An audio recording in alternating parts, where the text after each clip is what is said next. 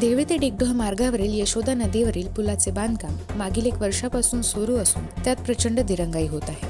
गावकऱ्यांच्या वाहतुकीसाठी तात्पुरता मार्ग तयार करण्यात आला होता, मात्र तो अतिशय धोकादायक ठरला आहे। आज सायंकाळी 5 वाजता भारत गणपत चौधरी हे बैलजोडी घेऊन जात असताना बैलासकट ते नदीत पडले। शेतकऱ्यांनी जीव वाचवला, मात्र दुर्दैवाने एका बैलाचा मृत्यू झाला। वापस जायच्या वेळेस ज्या रस्त्याने मी आलो त्या रस्त्यामध्ये बैल पायलीमध्ये पडून त्याचा मृत्यू झाला।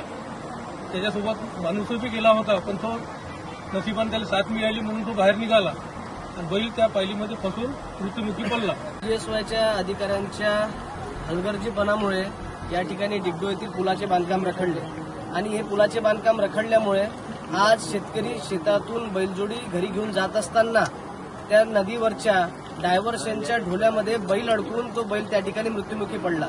या घटनेमुळे शेतकऱ्याचे मोठे नुकसान झाले असून आगामी शेती काम कसे पार पडणार याची चिंता निर्माण झाली आहे।